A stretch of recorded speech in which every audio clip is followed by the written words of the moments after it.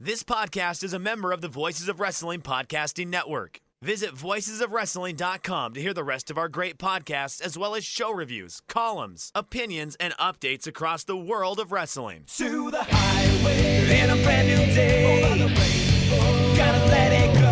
So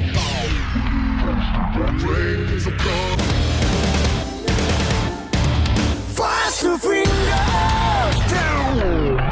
Dance tonight together. Here everyone is singing.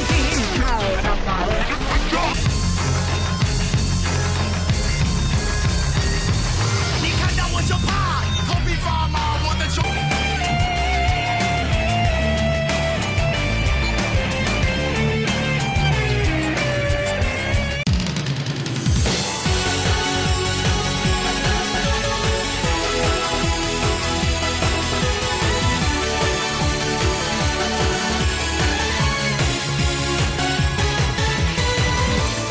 Welcome back to Open the Voice Gate for October 25th, 2022.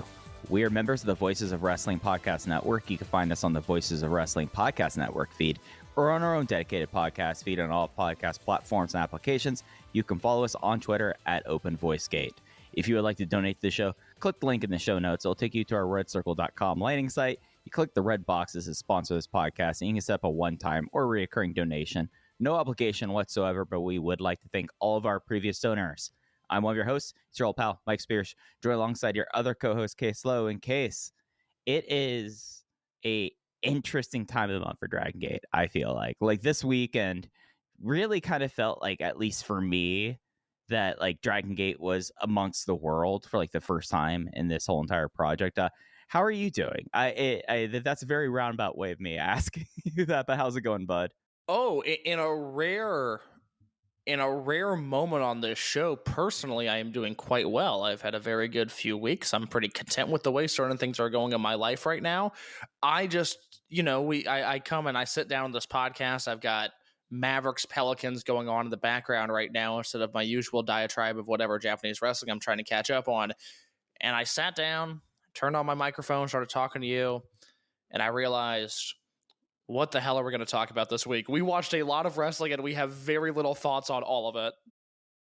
It's just one of those times that I feel like this happens often, at least more recently, before a Big Five, that everything really gets up. Like, we have a full card for Gate Destiny. We'll be not getting to that this week. We're going to talk about that with y'all next week as we get closer. But the thing is that everything's pretty much set.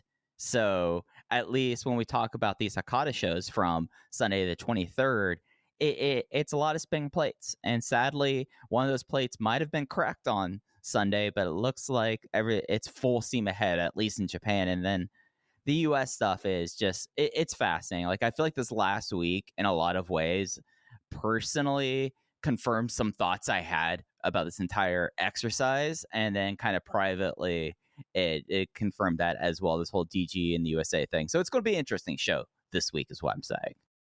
Yeah, I certainly hope so. It seems like in Japan, Ryo Saito took an Adderall and was like, okay, we're going to do full match cards. Let me book out 2 weeks in advance now, which is very odd for Dragongate specifically. Even 2015, 2016, 2017, when, like any other promotion, we were getting cards ahead of time. The fact that we got the full Gate of Destiny card this week, I think, one, makes this podcast a little bit awkward because we have a bunch of stuff to talk about that we're not going to talk about this week. We're going to wait until next week.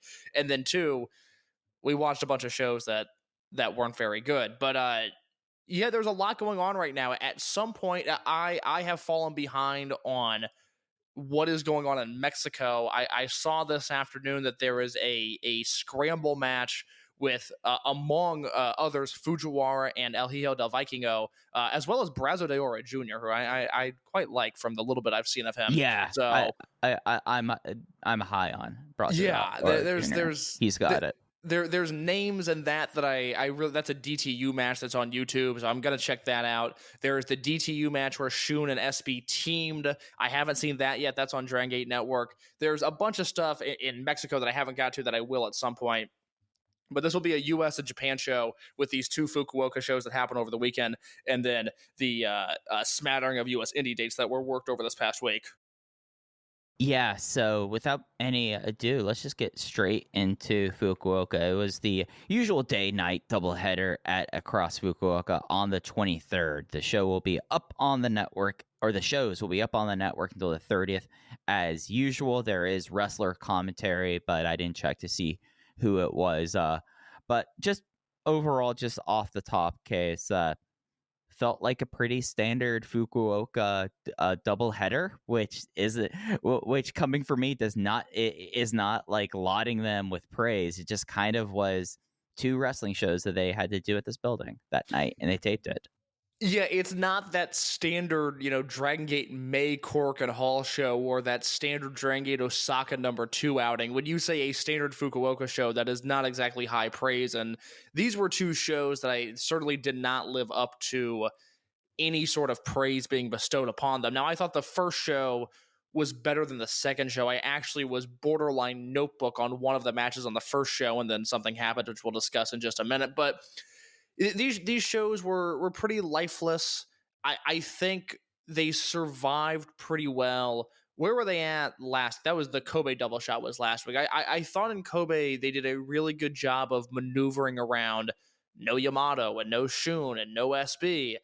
And these shows felt a little thin for whatever reason, even if it was the same format of a double shot in one of their strong markets. These were really the first shows, I think, post World, when you had guys in Mexico and guys in America and guys really all over the world, where it's like, okay, we're missing something here. There are missing elements on this show, and it would be greatly appreciated if they could come back, which luckily on November 6th they will. Yeah, just the two shows. It was something that I think the day show specifically. It started off with a match that the crowd was really, really into. And then as the show went on, with few exceptions, their hands went more in their hands. And Their hands went more in their hands. They were sitting on their hands. Their hands went more into their pockets. I follow. I just want to be sure. I didn't know if the people of Fukuoka had some special talents I was unaware of. They just might. I mean, a lot of stuff happens in Hakata case. It's a happening place, Hakata. Is it? Is it a bustling town? When I looked into Hakata, when I wanted to look into and write about the Hakata Star Lanes, it's an interesting city. Like it's like one of the top 10 biggest cities in Japan, but it's like part of like these big population centers that are trying to get people not to move to Tokyo and Osaka in a lot of ways. And because I'm a massive nerd, I kind of find that stuff fascinating. So yes, Hakata is a happening town. However, what they replace Hakata Star Lanes is not happening whatsoever. What's the U.S. comp? Is it Milwaukee? You see, I think Milwaukee and like Minneapolis are cool towns. And you're saying Hakata's not. I'll say, from never have been to Hakata and never have been this, I'm going to say Hakata kind of has a little bit of San Diego vibe. A little bit of that. Okay, I mean, yeah. Okay, all right. That's not a bad thing to me by any means. Hey, I mean, we're talking about you're not on the main island, and it's West Coast Japan. Kind of has a vibe. Has a vibe. All right, that might explain why some of these crowds are so laid back. Yeah, I mean, you know what they say about wrestling in Fukuoka? The crowds just don't care. They don't say that at all, but we just have been able to determine that through years. Well, it's the strange conundrum of Hakata Star Lanes, some of the best crowds ever. When I specifically remember talking to a wrestler who, the first time he wrestled in Hakata Star Lanes, he was like, "This is the craziest thing I've ever experienced. Like, no building I've ever been in feels like this." Whereas Final Gate, which takes place in Fukuoka, is notoriously just the most dead crowd there is. It was clap crowds before clap crowds was a thing, and that's a fascinating conundrum that this place has. And it's not just Dragongate that has this. Like New Japan has the same issue in Fukuoka. I believe Machine Gunka has complained publicly about it. Yeah, it's something. I mean, he's bright lights, to get himself double booked. What a worker to not only go back, but to go back and immediately work a Saudi show. And I am, for the most part, all for, hey man, get paid, do your thing. I understand in the heat of the moment people say things, but for him specifically to go back and to take blood money within the first month of being back is insane, even for wrestling standards to me. It's something that became very clear with me how much of a work this all was, and I was like, oh, okay, like, of course. And yeah, like, if he wasn't the person who immediately went on his podcast and said, I'm not going back unless I need a second pool, and try to make that as like a definitive statement, he has gone back a lot to work that. This is like his second show since the plane ride from Hell Saudi edition. You know, like he went back like a couple, like this is repeat behavior for him. So I don't know, what a worker though. I hope he gets his pool because he's not a good wrestler anymore. And that's a bummer because there's some 2012, 2013 Machine Gunka matches that I am all about. And that is long gone. And I'm glad that I no longer have to get myself excited for a 3.25 star Carl Anderson match because it just doesn't deliver to the way that I thought it would. Who thought that Doc Gallows would be the more interesting person of that group at like 8 years in? Look, as somebody that once owned a Cliff Compton t-shirt, I have known for a very long time that Doc Gallows is an interesting human. And anybody that has heard the Cliff Compton Doc Gallows Nigeria story, which I haven't listened to in probably 7 or 8 years now, I'm sure there's probably deeply problematic parts of it that I just do not remember. Now that I think about it, it probably sucks. Maybe revisit before, maybe come back and I go and rewatch it, Case, or re-listen to it rather. And is it bad? I'm just guessing because that was like 2010, and Doc Gallows treads the line pretty closely in 2022. So in 2010, I shudder. All right, I gotta go back and listen to episode 59 of the Art of Wrestling podcast with Cliff Compton and Colt Cabana, where Cliff Compton walks Colt Cabana through that Nigeria story. That was how the world was introduced to the Great Power Uti. When I met CM Punk in 2013 and had him sign 2 Ring of Honor DVDs of mine, CM Punk compilations, not just like random Ring of Honor shows. I was wearing a Cliff Compton t-shirt that when I met CM Punk, he said, "Hey man, I like your shirt." And I said, oh my God, thank you so much. So I have a dark past. That is probably the worst thing of me on the internet is a photo of me in a Cliff Compton t-shirt. I would love that erased from history, but I don't think it's going to happen. So yeah, I need to go back and re-listen to that because maybe I have fond memories of a story that is unfortunately very fucked up. I mean, I watched one episode of like the Vice Tales of the Territories thing, and that's basically what that show is. So yeah, is that good?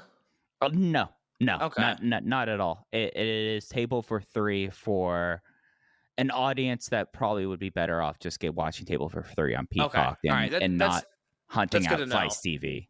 Yeah, because I was not in the dark side of the ring the first season, and then I got into it. Like I actually thought they ended up doing a really good job with some of those episodes, and it doesn't seem like that's a thing now, or maybe there's just a long delay between the next season. But the Tales of the Territories thing did not strike me as interesting, and if that's your review of it, then I know all I need to know. Yeah, I really like Darkseid. I thought that given the tight ropes you have to walk when doing that kind of content, I thought that they did it as well as one could, and then they immediately jumped off the tightrope into the safety net at WWE, and we see it happening pretty much. Look, we talked about it on this podcast a while ago. People love WWE, and I will never understand it. I don't get it. I have no allegiance nor loyalty nor nostalgia towards them, but we've seen it with the Triple H thing. People, and it's like you always say, they just want the company to be 5% better, and it got 5% better, and people lost their minds over it, and I just will never understand that. You know, like, the weird thing now is that I was saying that that was my fear about AEW, really, is that people just want WWE just 5 to 10% better and more competent. And, you know, I'm not, this is not an AEW show. I don't do those anymore. But there's an argument to be made that that's what it ended up being. And then Triple H comes in and it's like, wow, we already have one version of an adaptation of this. Why would we want a second done by someone who's already been seen as a failure? You know, not to mention the fact that it seems like he's still massively burnt out booking wise. It sounds like he didn't have enough time back on the shelf to refresh the playbook. Burnout and vindictive, coming back Yeah. really angry that he already got his ass kicked once. And I've been of the belief really since Dynamite debuted that I don't think they're different enough from WWE. I want that show to feel way different than just a good episode of SmackDown. And I think there have been times where they've come close, but it's never really hit the vision of what I was hoping it would be. Did you see there were some talks of NXT Japan starting up again this week, and then I read a Reddit thread. I love making fun of Reddit. This isn't even a knock on Reddit, but just the comment that I read of like, oh, Triple H should really talk to Dragongate. I think they'd be a very nice partnership for NXT.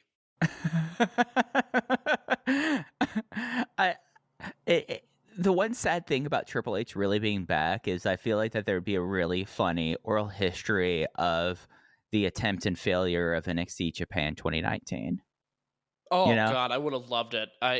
Led by Jiro and Daisuke Sekimoto and a bunch of other guys who Nico have never drawn before. Yeah. Just like a weird way to how that all kind of ended up. Jun Akiyama's like the big get, and you get Michael Cole voiceovers of Jun Akiyama and talk about his history in the Champions Carnival or whatever. Oh, my God, it would have been great. It would have been so good. Yeah, and that's not to mention the logistics of it all. Just never making a lick of sense whatsoever. Never making a lick of sense.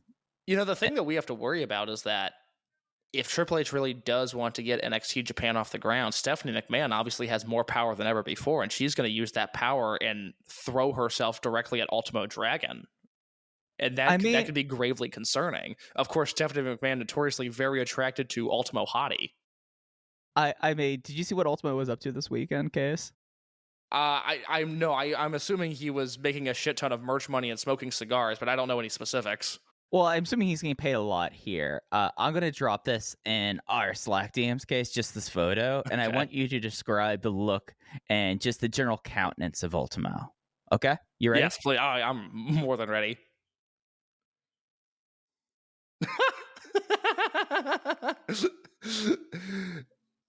That's okay. So he's in a mocap suit, but it's not like a real mocap suit. No, it just looks like a really tight Adidas tracksuit. It looks like a wetsuit. So we have Ultimo in a wrestling ring. I think this is Pro Wrestling Revolution's training school. So we're talking West Coast Pro, like that group of people, doing mocap for Virtual Basement. And the funny thing about it is just not the fact that he is wearing a wetsuit case. What else does he have on? He's got his mask and then his shoulder gimmick too. That's a really funny photo. Yeah. He has the classic WCW Nitro light blue with the red and gold mask and shoulder pauldrons on, and then a headband over the mask. It's tremendous.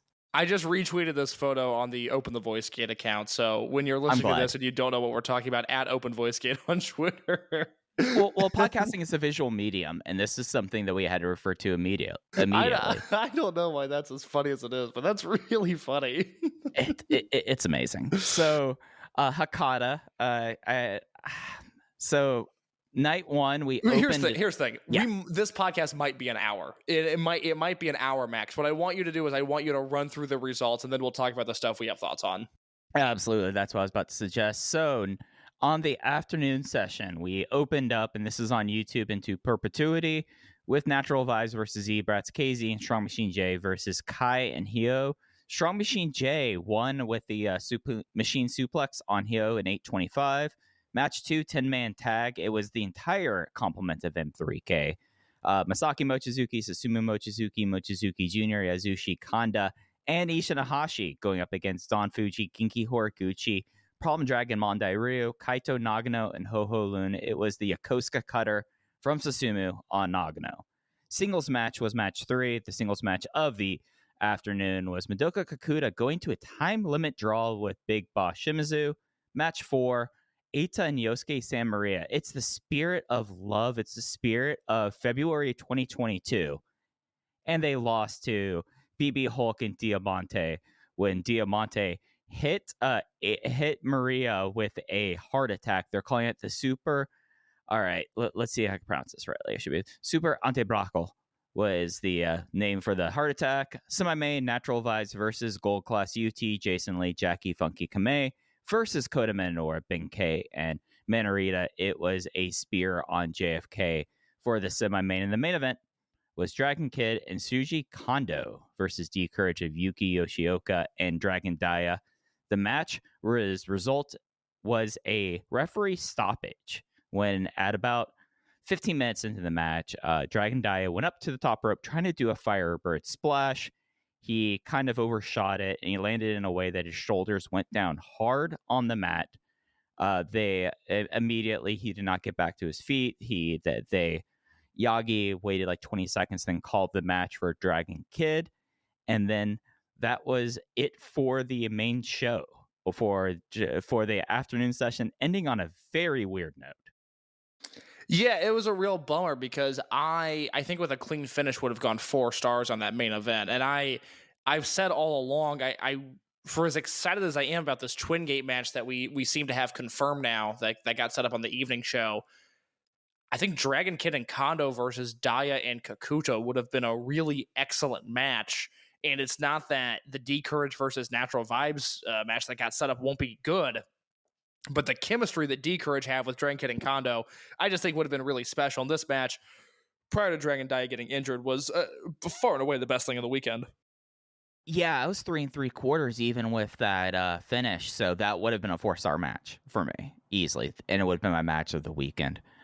Yeah, it just was something that like Kondo and Daya have like the crazy chemistry that Kondo has with certain small guys. Like, it's not everyone that he's that great with, but there's certain guys you get in the mold and it would make sense with Dragon Daya and Dragon Kid that Daya would. And that was really kind of fun with that. The rest of the show, the time limit draw was, I mean, they did the first 5 minutes, they gave away that it was a time limit draw when neither of them took a bump, and they did back and forth running shoulder blocks for about 2 minutes. So that 20-minute time limit draw, that was Shimizu versus Kakuta, and that was an instance of a really boring 15-minute match and then a really, really good last 5 minutes that sold me on the idea of this Twin Gate match, which is set up to be Shimizu and Jason Lee versus Daya and Kakuta, assuming that Daya is healthy, which obviously everybody here knows my thoughts on Jason Lee. I think Big Boss Shimizu is a phenomenal worker in big matches, especially when he wants to be, and I think he'll crush it in this environment. And I'm super into this D Courage team. So based on the last 5 minutes of this match, I'm into it. You know, seeing Shimizu get leveled with these Hand of God lariats and seeing them tease the shot put slam, but Kakuta slip out, and then everything right up until that really scary pile driver that I think Joe Gagne gift of Kakuta basically falling forward and falling to a knee as he was giving Shimizu a traditional pile driver as the bell rang.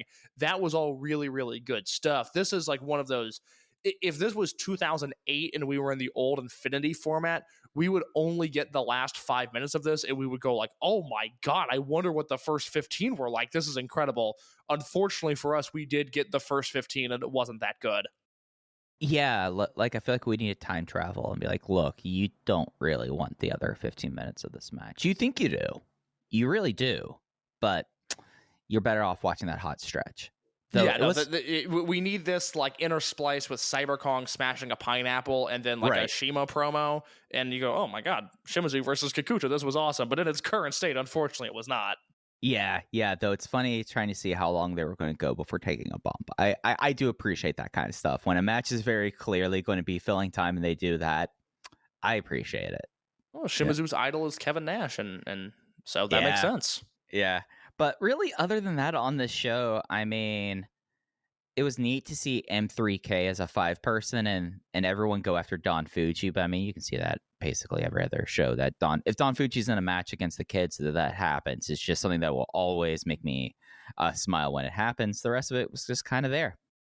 You know what I really liked in that 10-man was, and I forget who it was Susumu.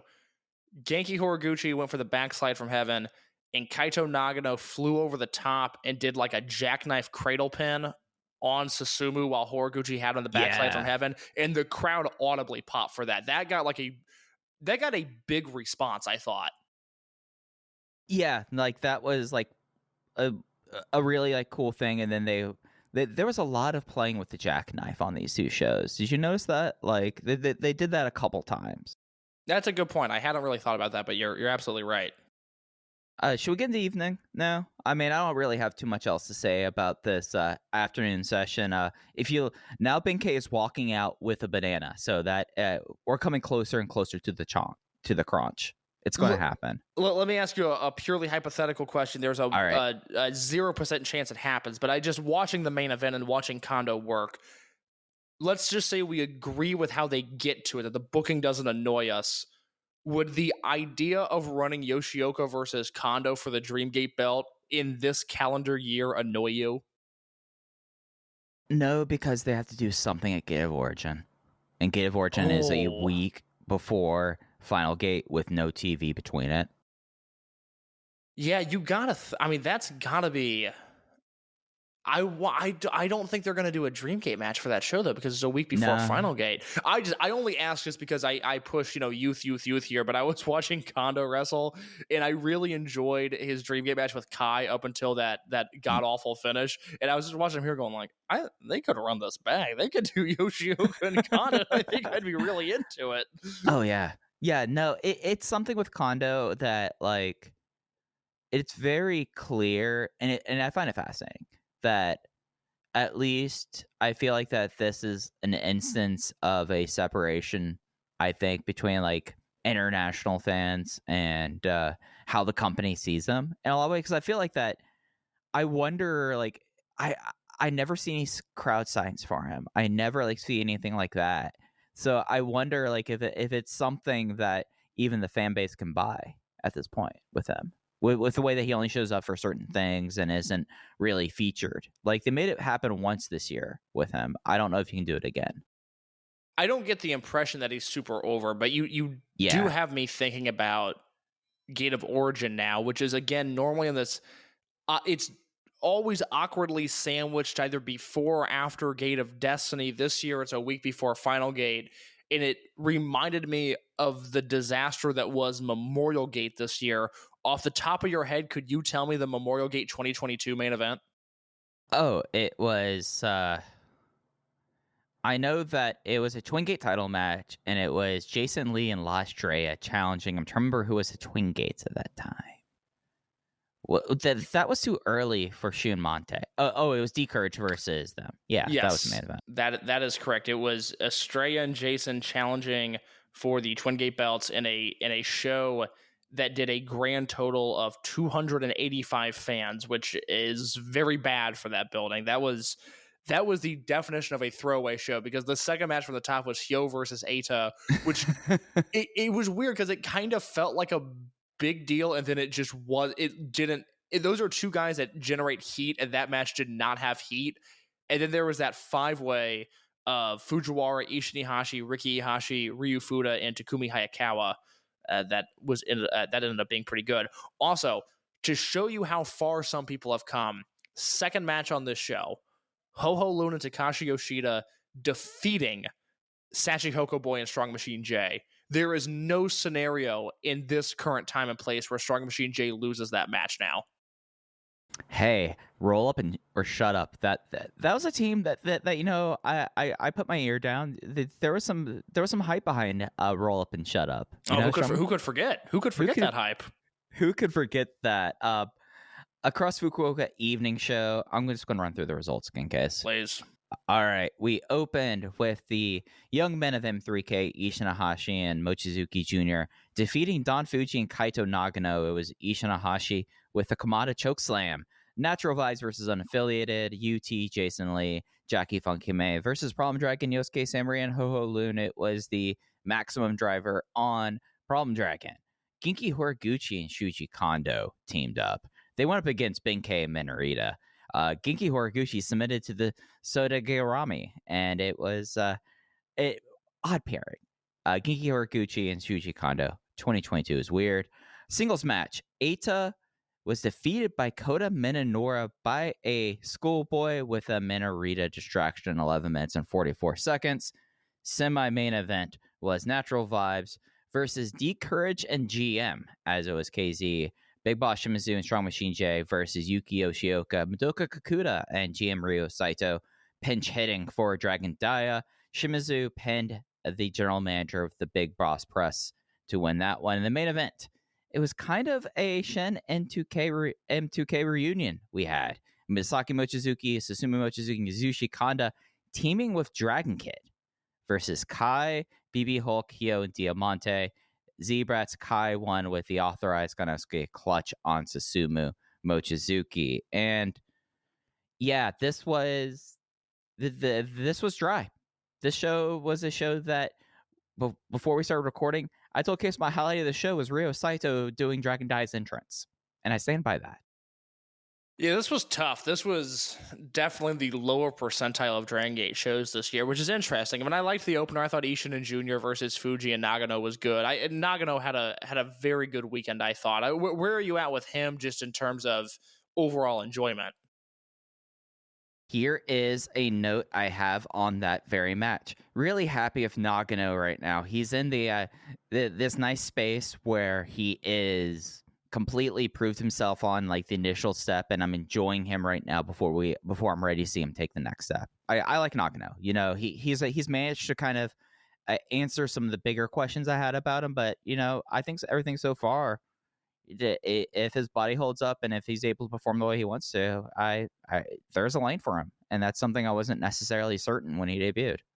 You know, something that I would really like to know, and I don't know if there's ever going to be a way to get to the bottom of it. It might be something I ask Jay next time he's on the podcast, but Dragongate has introduced 3 relatively undersized wrestlers in the last 3 years. 4 if you count Estrella, but I'm going to leave him out because this might sound harsh, but I don't look at Estrella on the level of worker that these other 3 guys are. But you have Nagano, you have Minorita, and you have Jackie Funky Kamei. And I think what's so interesting is that after all of these guys debuted, we had conversations about their size and, you know, oh, well, you know, there's going to be a ceiling because these guys just, you know, they're only so big and, you know, they're going to be in this babyface role, but are they going to be able to garner sympathy? And at least through the early stages of Nagano's career, he's been able to prove that. Kamei and Minorita have obviously gone on to do pretty great things in their young careers. There are 3 undersized guys that wrestle in 3 distinctive ways. And I would love to know if that is an intentional thing to make sure that we're never going to confuse Minorita for Kamei. We're never going to confuse Kamei for Nagano. Kamei has this really grounded, exciting, fast-paced technical style. Minorita has become this incredible character wrestler. And Nagano has become this innovative high flyer, which I certainly didn't see coming. You know, obviously I didn't see it happening in the future exhibition matches. And even from his debut with Kai, where he was throwing a million drop kicks, I didn't think he was going to be busting out these corkscrew head scissors the way that he's doing it. But I would just love to know if there was a conscious effort within the company to go, these 3 guys are small, these 3 guys need to be different, or if that is just happenstance. Because I think if these 3 guys were in an American wrestling company, they would blend in. There wouldn't be that difference in style that makes these 3 stick out the way that they do.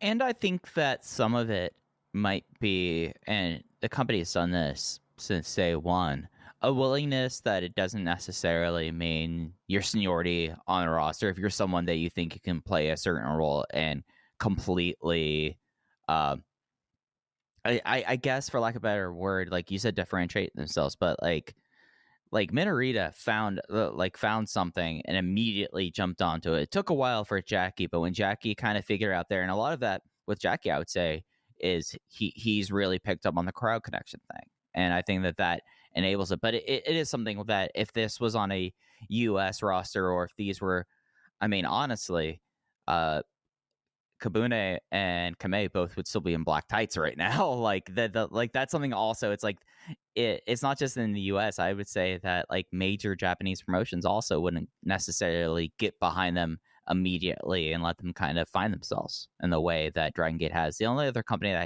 that I feel confident saying that I feel like that they would kind of figure them out would have been DDT, because DDT does not have that block that a lot of the more traditional companies do.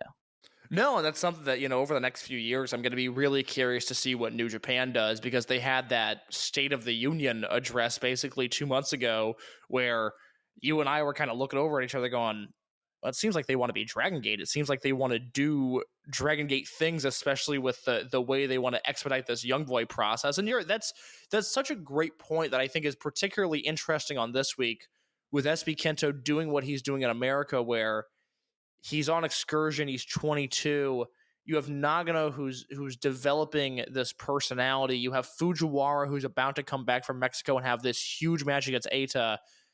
All of these guys would still be in a personality-less black tights young boy development stage if they were in New Japan or, God forbid, Noah. I mean, they probably quit by now if they were in Noah. And that's not to say that one thing is better than the other, although I think you would say that. It's just it's the Dragongate way is working, and it's really nice to see it pay off. Yeah, and I'll get more into SB Kento when we talk about the excursions, but like that is a thing that, like, when Obari announced that, like, a lot of that, I look at that as like modernization, and Dragongate, just as per usual, is ahead of the curve in that regard. I mean, look at what's been the successful promoting things, So what has worked in Japan over the last 15 years, and now who's pushing young, attractive wrestlers and developing talent as quickly as possible.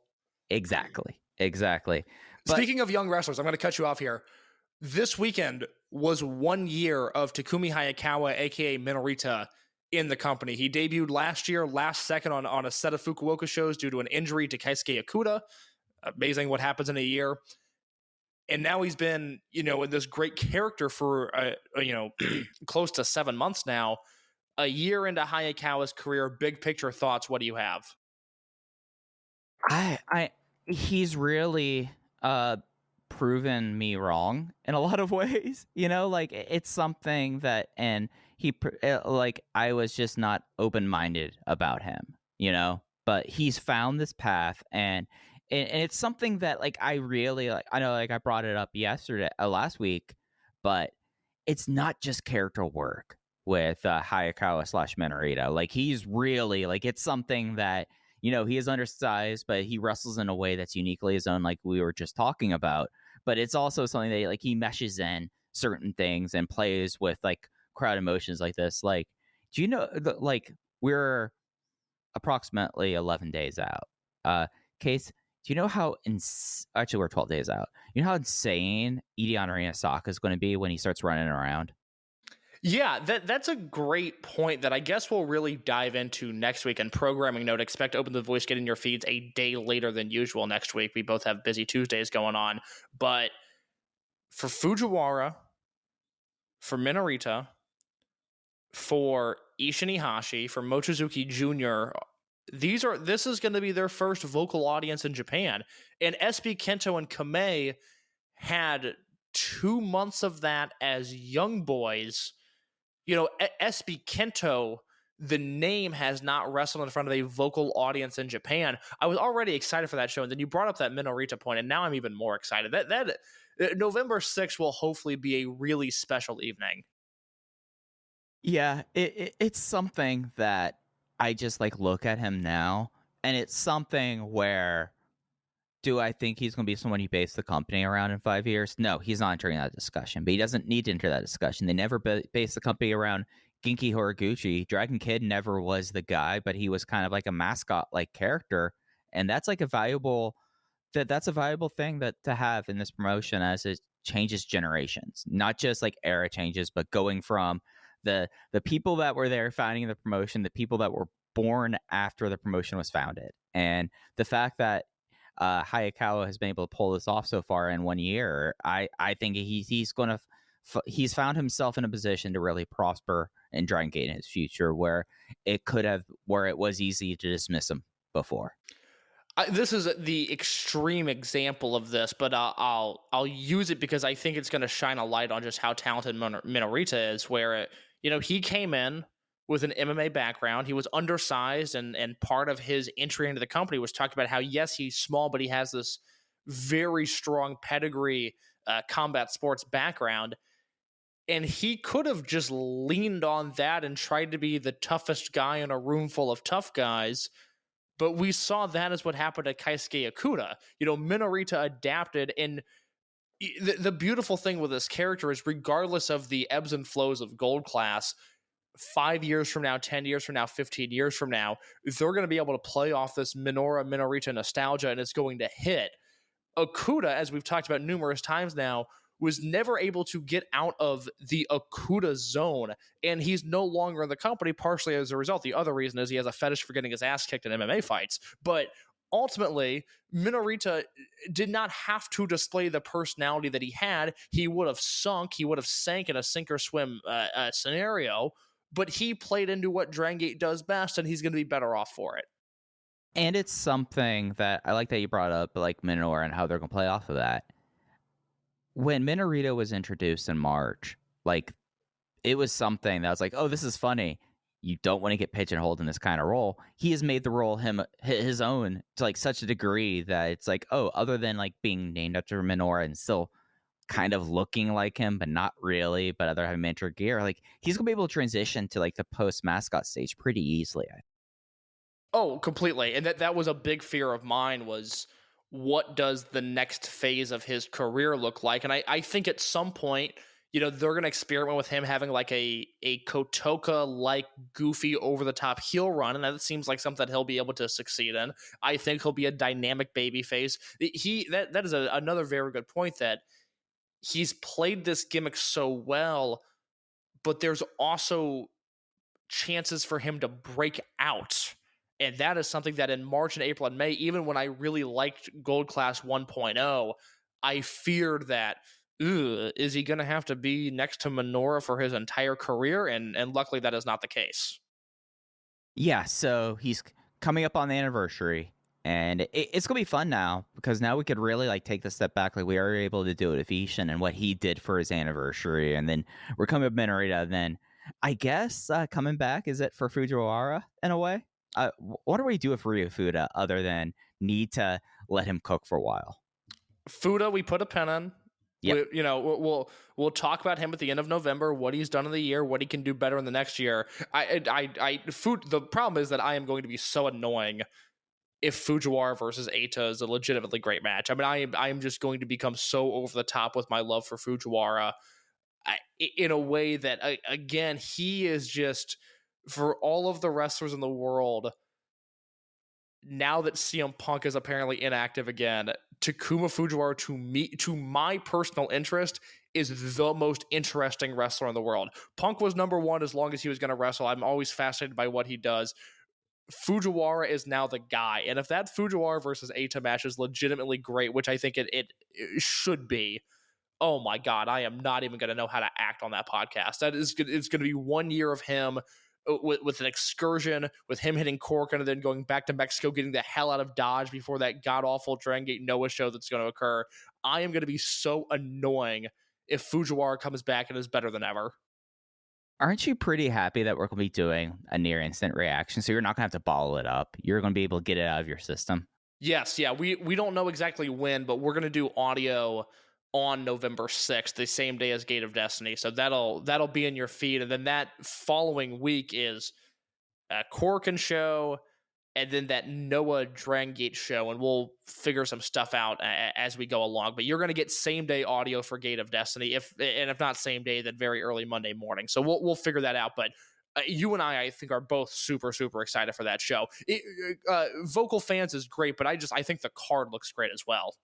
Yeah, I'm someone that I think I'm on like the far edge of clap crowds not bothering. So like I'm not the person to really like judge like your tolerance for clap crowds and stuff like this, because I guess really because since I watch just so much more Dragongate than anything else, I'm used to the seconds making noise, I guess. Well, that's what I was going to ask, is what Japanese wrestling are you watching right now that isn't Dragongate? I've been catching up on GLEAT. GLEAT is, I think there's nothing interesting things going on there. And, I have to keep tabs on OG Shiiba. I'm a sick person. Of course you do. Newest members of 60 Seconds, OG Shiiba. Yeah. I have to. Not that I want to, I have to. This is something that I mean, this is kind of the week where I can kind of do this. I wonder about my brain sometimes, guys. Oh, I don't worry, I do too. A lot of people do. Like, don't be like let's not like just say like this is a cry for help. Like it's pretty, yeah. But I wonder about my brain when it's just like, oh, so what's OG up to? That is a legitimate thought that crossed my head. Before you got on this call, I was looking at his Twitter account and I saw Kotoka talked about the gym, and I immediately went like, did he open up another gym? That's how useful things in my life, like skills. I could have learned how to ride a bicycle. Kotoka? I can't ride a bike. Can you swim? Oh yeah. Mama Okay, Spears one of the kids out of her house. It's just, why would if someone like goes and travels to Dallas Fort Worth, they would realize very quickly why I never bothered to learn how to ride a bike as a kid. But yeah, no, swimming. Mama Spears had to find ways to get us out of the house. Yeah, my parents did not. They didn't care. They were just like, do whatever you want. Which is why I consumed as much wrestling as I did. But how many gyms is Kotoka up to? So Kotoka, who I always kind of, after he left, I wanted to keep an eye on him because I was kind of wondering, because he had like such a unique story in the company to begin with. Like, he was a part-timer for a long time because he was an on-air TV reporter, and then went all in for wrestling and left, and things were kind of dark for him for like a little bit. Like, he was like a bartender for like 6 months. And like he was talking about like, oh, I don't know. But he's up to, so Kotoka, like after that, opened a gym chain. It's called Kiki, spelled exactly as it spells, phonetical. And he's up to 9 gyms right now.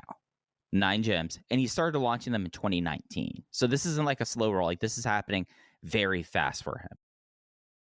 Yeah, I'm delighted at his success. I mean, it seemed like Kotoka had lived a very hard few years. His last few years in Dragongate, he was hurt.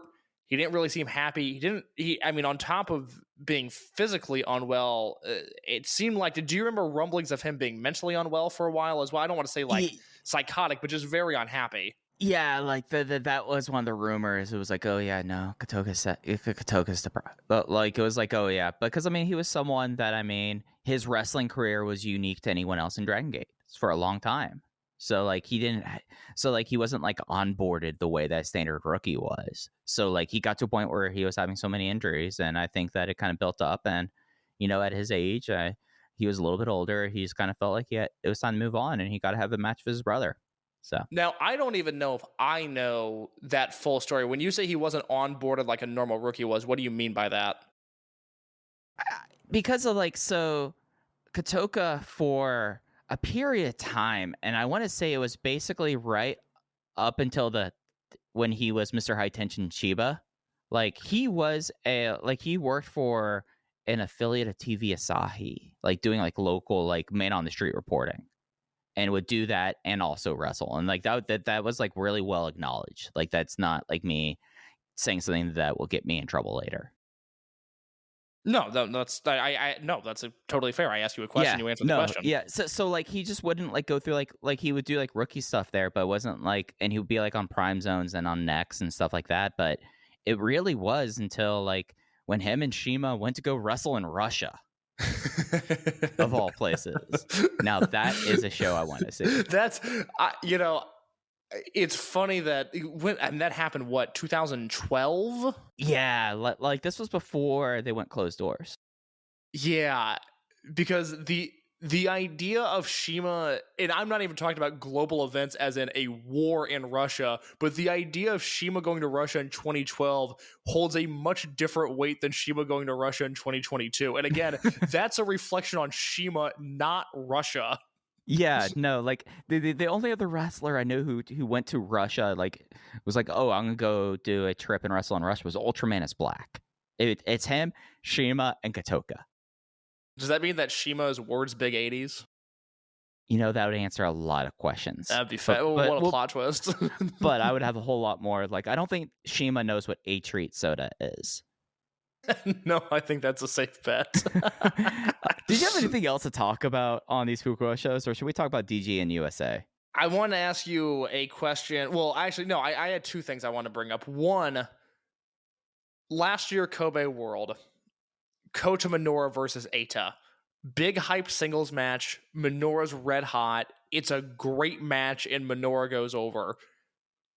October 2022. This match, Kota Minoura versus Eita, felt ice fucking cold. And Was that just me? No, that was a weird match. That was just a bad 12 minutes of wrestling. It was really strange. Two guys that I really like. I still have a ton of Minoura stock. Eita is Eita, which means a number of things. But oh my god, that was not a good match.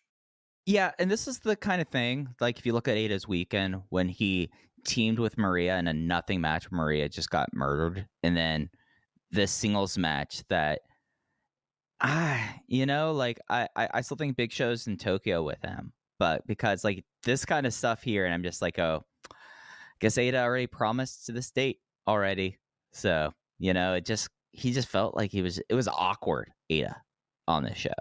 On this shows, like it just like was like, this does not feel right. Yeah, for sure. No, that was very strange. That was not a good match between two guys that had a match last year that I really, really liked, but they were both at drastically different stages of their career at that point. Second note, and then we can move on to the US stuff and then wrap this bad boy up.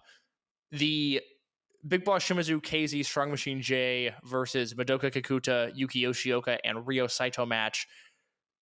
It was Ryo Saito in a big spot, which I'm okay with. He was obviously filling in for Daya, wasn't supposed to be on these shows.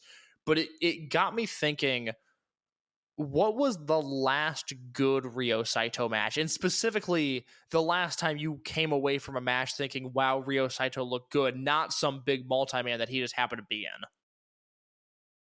Oh, man, we're going to have to go back. All right. Ryo Saito's last big singles match that I thought he was great in. I'm having to cage. It can be a multi-man match, but it had to be partially because of Saito. Because like there's that Jimmy's versus Verzork Disbands match, which is a great match, but I don't think it's great because of Saito. Yeah. I liked a lot of the Team Boku stuff. Like I had a high tolerance for Team Boku because it was just idiots being idiots, and I think that's I'm always out there for guys being guys. I think I found like the last great match he was in. By the way, okay, it was actually in this building. It was Open the Twin Gate #1 contendership tournament match. Masaki Mochizuki and Takashi Yoshida defeat Team Boku of Bokudamo Dragon and Ryo Saito. Wow, I do not remember that. Yeah, let me grab my... I'll have to look this up, but here's the thing about that match. That match was in January of 2021. Yeah, I'm looking at it now. God, we were just knee deep in the pandemic watching Team Boku matches, weren't we? And I was thriving. I'm smiling thinking about Team Boku right now, Case. What an interesting time in our lives. I can't go see my friends. I'm afraid that if I leave my house, I'm going to die by this disease. And I'm going, well, time to watch Panchimanaga. Time to watch Bukaltamo Dragon.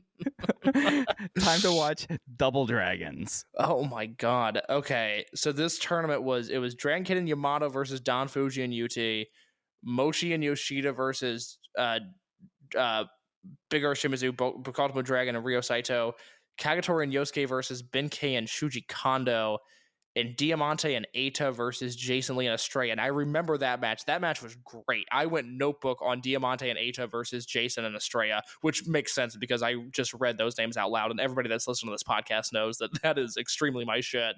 I don't remember the Saito match though. I don't want to go back and rewatch that, but now I'm curious. No, you don't need to. You don't need to. If we're not going to step that, I have the next one. And I do remember this match being an absolute banger. Yeah, what is it? Are you ready to go back to pre-pandemic times? Yes, oh god, I hope we're talking about the same match. I'm going to be so excited if you clock this one as well. This is an Edion Arena Osaka #2.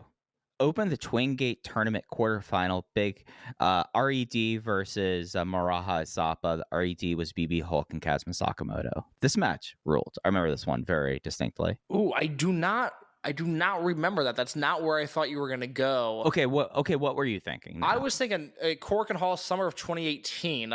So we're going back 4 years at this point.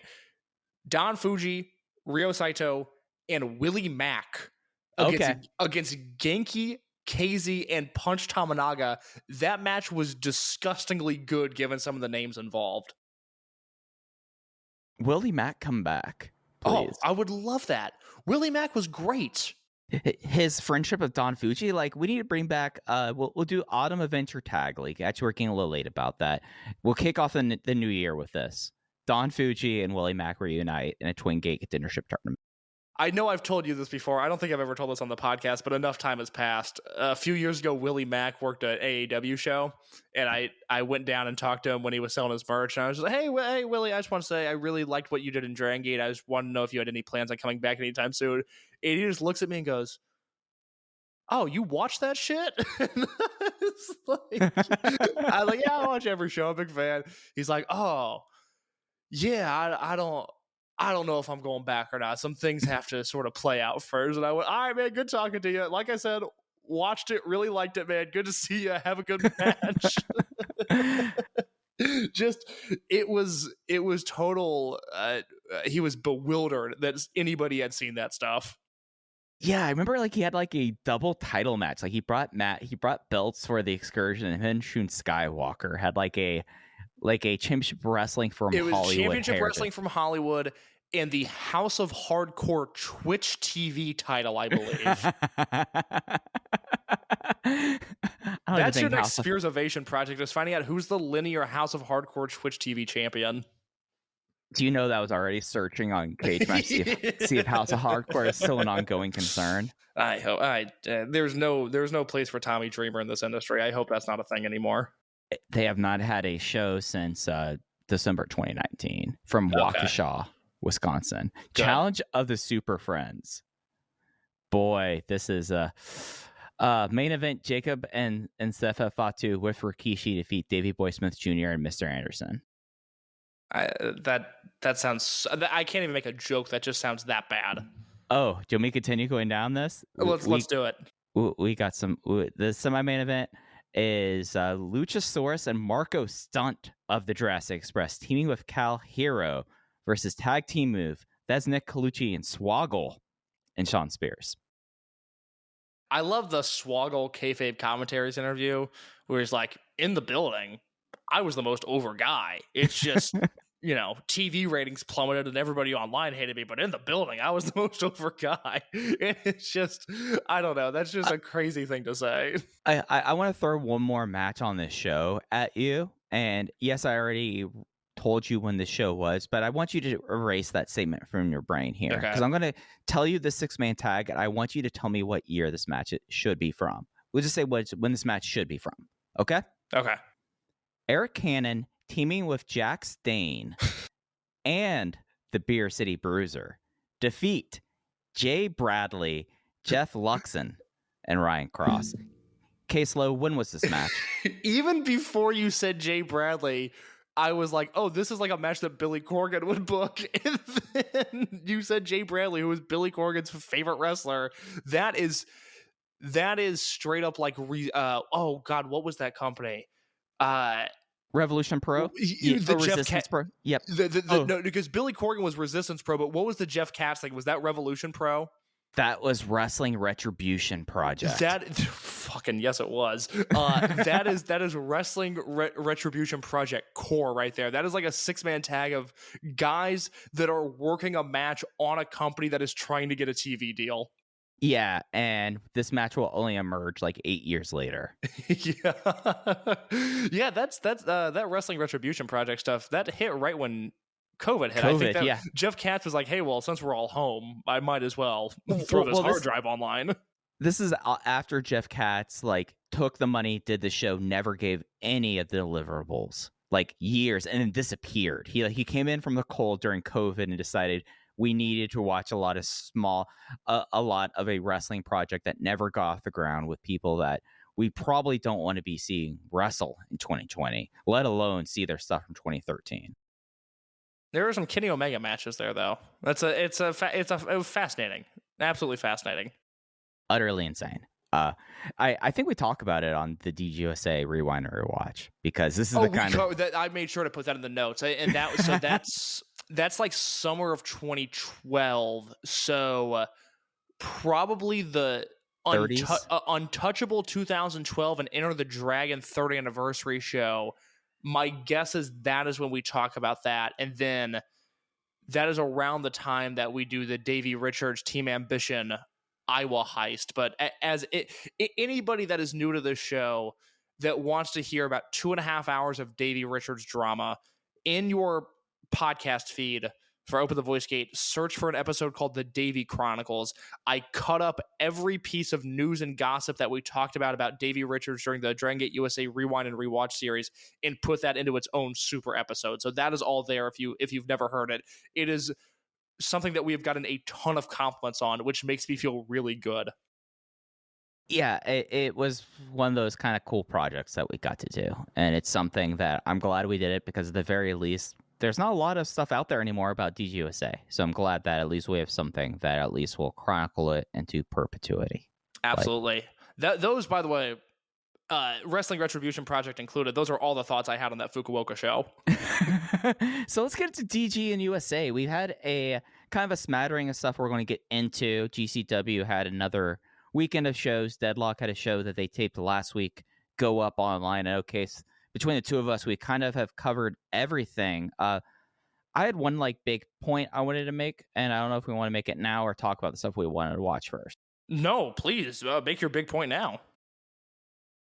My big takeaway from watching these GCW shows in Deadlock, and especially Case, I know you caught this one, the match. So SB KENTo last week saying, "Hey, I want to work this weekend." Boy, did he manage to find places to work this weekend.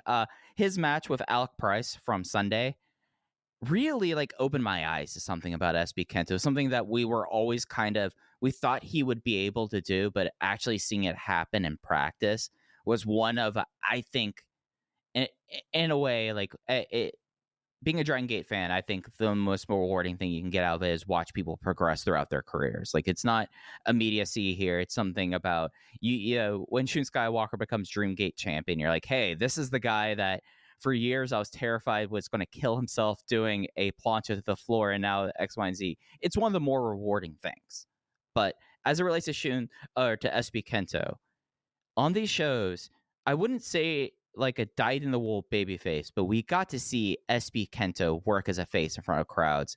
And this kid, and I say kid because I'm 14 years older than him, I feel like this, but this guy, he has a command of charisma, walking into a room he's never been in, and he did it a couple times so far, and has the crowd eating out of the palm of his hands. Yes, some of that is having a very easy chant, but the fact that you have a very easy chant and you make sure they say the chant, the ring announcer says the chant, he's off to the races here because he came off from, on both of these shows, Case, I felt he came off like an absolutely charismatic god. He's going, the SB KENTo face run is going to be something special, and I feel like we got to see seeds of that here this weekend. Look, I said after his first match in December of 2019, I said I think Dragongate might have found their next Yamato. And, we're two guys who are heavily invested. We care more than just about anybody else. And I think my fear is that people listen to this show and think at times we're being too hyperbolic. But I said that in 2019, and that's a heavy-handed statement. That's saying he is the next face of the number 2 promotion in Japan, and I'm comparing him directly to the most successful wrestler they've ever had. And that was after his first match, and every step he's taken along the way has only made me more confident in that prediction. And watching him here in America work as a babyface, it only reaffirmed that. And I think the crazy thing is now, and I've always looked at the money in SB KENTo not being as a heel but as a babyface, and I'm so glad that he did and is doing this heavy-handed heel stuff in Japan and has been doing it for as long as he has now, because I think it's going to be a really unique thought exercise that's going to help him grow as a wrestler. What I did not anticipate was that a year and a half down the line, 2 years later really, SB KENTo was going to have this generational foil in Takuma Fujiwara. And as odd as it might sound now, given the year that Fujiwara has had, again, 1 year into his career where he solely worked as this underdog babyface, I think the money is in SB Kento as a face versus Fujiwara as a heel. And I think there's going to become a point in time sooner rather than later, somewhere in the 2020s, not the 2030s, where that is the biggest match possible in this company. And I think these two are going to make Dragongate a lot of money. Yeah, and it's something with Kento. Like, one of the things that I noticed, and I was holding off to talk about this until I get to talk to you about this, answered a big question for me this weekend, and that is, it's easy in Dragongate that if you have like a certain finish, you do your finish. Like, you will, like the SB shooter, that's fine. That's his finish there. But him going onto the Indies and him getting outside Dragongate, he was going to have something other than SB shooter, and he kind of has this with this really brutal looking fisherman buster, fisherman Michinoku driver buster thing. That was something I wanted to see, was see like, okay, what do we have here for this? And it's something that, like, he beat Alec Price with it, and it looked brutal. I think Alec Price is someone that I want to see come over, to be honest, guys. That's another topic though. But it was cool to see like SB like develop these things that I felt like that we would want to see out of him on this excursion. Like, oh hey, not having a finisher that isn't a submission, because people might not want to tap out to you. Yeah, I was really impressed with SB Kento on these two shows that I watched, the Deadlock Pro Carolina Classic show and the GCW show, which was Veda Scott and Dave Prazak doing commentary, which, once again, Veda Scott, a total professional, sold me on the idea that she's invested in SB Kento's career. More power to her. I thought she did very well there. Dave Prazak, a complete non-entity. I have the utmost respect for him, but in 2022, he's just not bringing any effort to the table. It's funny you say that about Alec Price, because on that Deadlock show, he was in a triple threat match. I'm sorry, a three-way match against La Estrella and this guy, Yoya. Have you seen him wrestle before? Yeah, I've seen Yoya. Yoya was a part of that cursed GCW settlement series show. I put myself through it in Chicago. Let me tell you, he was one of the best people on that show. Yeah, that was the guy that really made an impression on me. And I thought Price was fine. I by no means thought he embarrassed himself. He looked like he belonged in the same ring as SB Kento, but in that three-way match on the Deadlock show, Yoya's about the same size as Estrella, and he's got kind of an interesting look. And he was the one where I was like, "Yo, what's he doing? Does he have a passport? Because I would like to see him in Japan." Yeah, Yoya, he used to do a lot of Paradigm. When I watch Paradigm, like, again, my brain works in bad ways against myself at times, but he was always like really cool. And like this three-way, it was something, I guess one of the reasons I look at like Alec Price, I'm like, oh, he just really needs refinement. I'm like, oh, just come to Dragongate for 6 months. Alec Price, that's exactly it. Alec Price is a guy who, him before Dragongate and him hypothetically after Dragongate, they would be two different wrestlers. It would be a completely different universe that he would put himself in if he was able to tour there.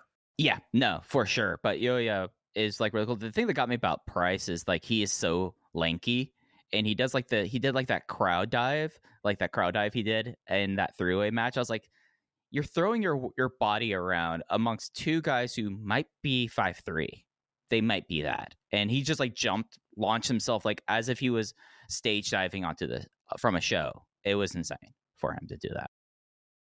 BK Westbrook, on the other hand, he wrestled SB Kento in a singles match on that Deadlock Pro show, and I like BK. I think he's a guy that has some potential. I like how charismatic he is.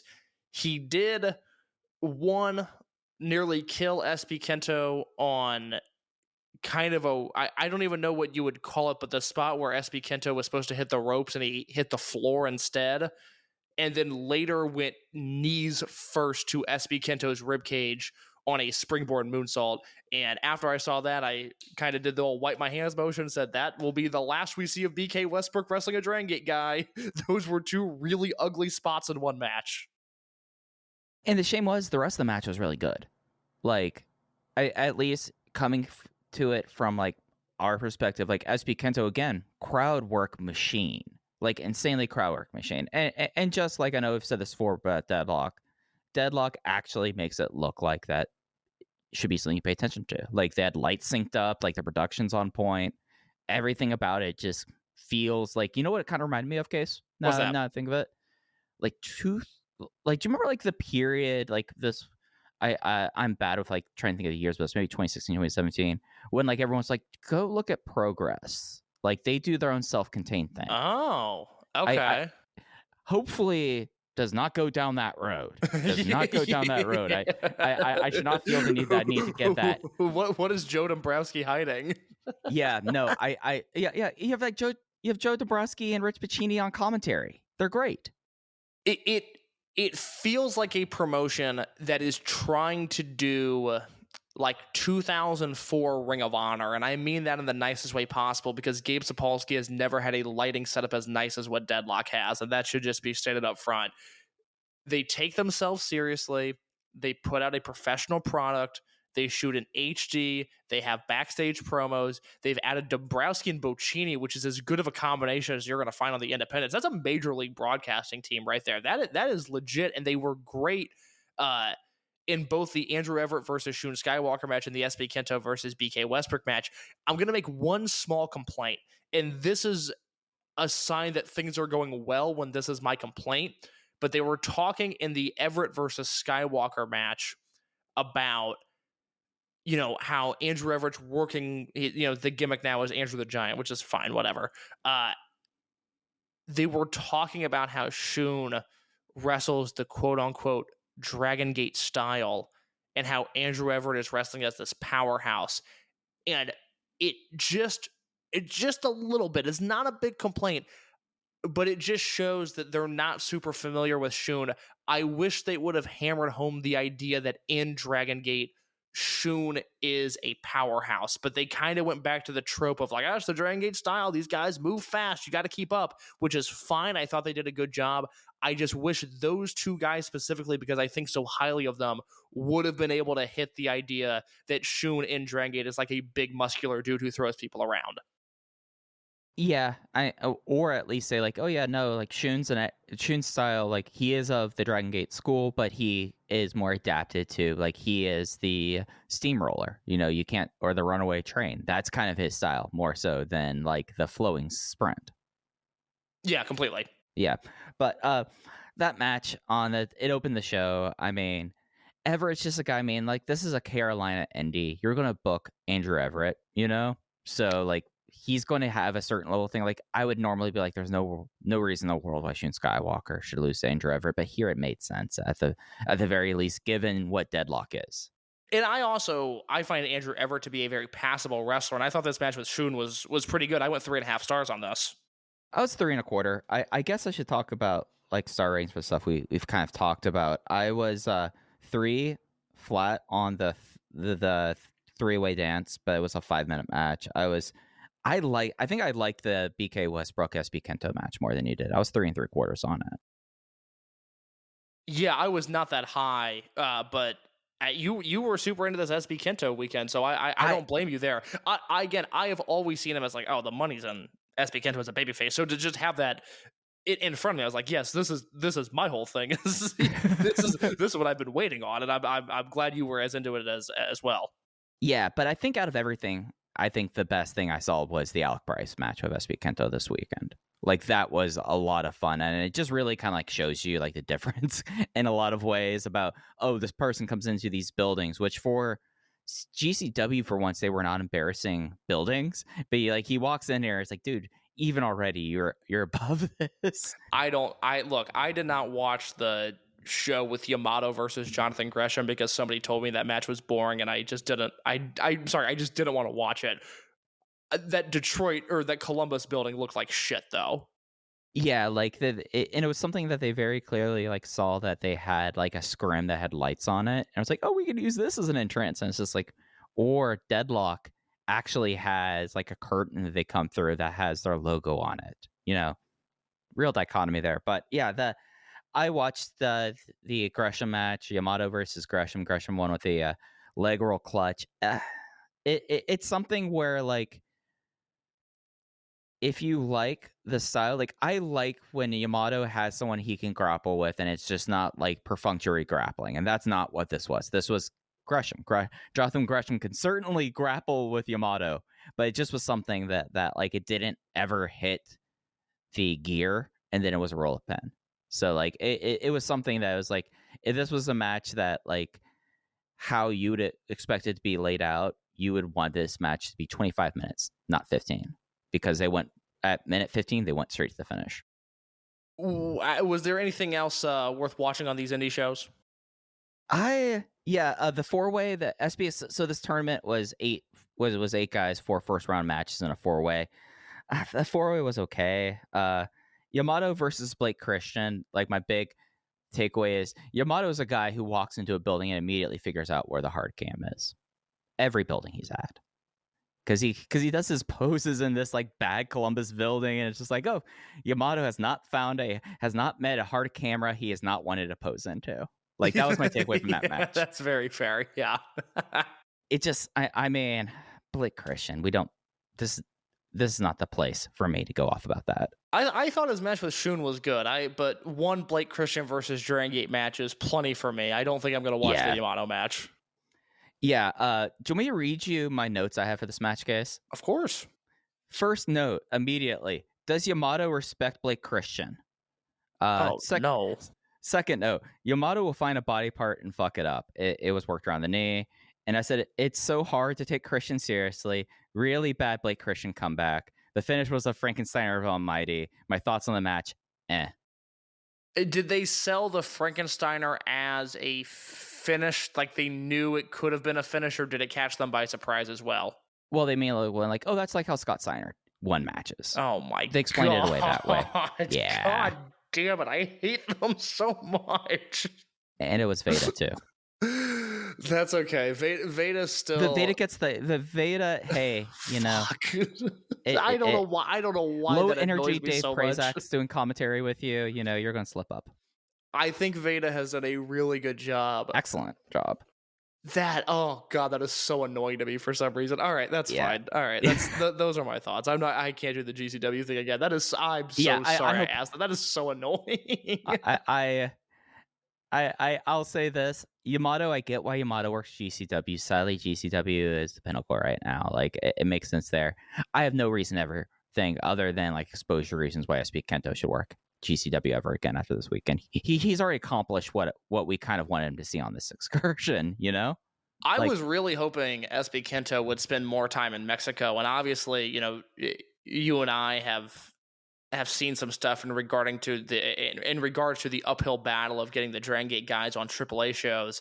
But the 2 matches that he's worked for AAA, I don't know how you don't see that and go, okay, he's on every show he can work going forward until he has to go back to Japan. That's really where I would have liked to have seen him land and spend some time. And unfortunately, it just doesn't look like that's going to happen. Yeah, but at least with Crazy Boy, he'll get bookings down there, you know? Yeah, that's going forward. I mean, I know KENTo has a few U.S. dates lined up through the end of the year, and it's my understanding that he'll be back in Japan in early 2023 because, as we talked about on this show, U.S. indie promoters had dates on him from, I think, September 1st through December 31st was when he was available. I would like to see him spend more time in Mexico. I think for him specifically, for Shun and Yamato, they did the right thing. They worked as many American dates as they could. For KENTo, I think he would be far more interesting in Mexico at this point. Yeah, whereas Estrella, get him, he's thriving on the U.S. Indies. Like, this is kind of like this is why I was like, oh yeah, this is why I said I think Estrella should work GCW, but probably not Fujiwara. I'm being proven right. Yeah, absolutely. But unless you have anything else, Case, I think that's going to do it for us this week. A solid hour 17. I'll take that. I'm good to go. Yeah. So as we said, we are shooting. I think we're playing next week. Expect us Wednesday or Thursday. There is no on-air Dragongate stuff until the Kobe Sambo Hall show on the 5th. They might be throwing stuff up on the network. But at the very least, next week, we will be previewing Gate of Destiny. We'll take a look at what's happening in that week. I mean, Case, that 4. I mean, Kobe, not really, but you have 3 big shows within a period of 5 days. It's going to be nuts. Yeah, I am so excited for Gate of Destiny. So we'll talk all about that next week. A short episode this week. Expect a very long one next week. Yes, sir. So the best way to support us, of course, is follow us on Twitter at OpenVoiceGate. If you're on Apple Podcasts, Google Podcasts, Spotify, throw us a 5-star rating and review. It helps others find out about Open the Voice Gate, and we greatly appreciate it. But again, follow us on Twitter at Open Voice Gate. Cases at _ in your case. I'm at Fujihaya. Thanks for listening to Open Voice Gate. We'll be back with you next week previewing Gate of Destiny. Take care.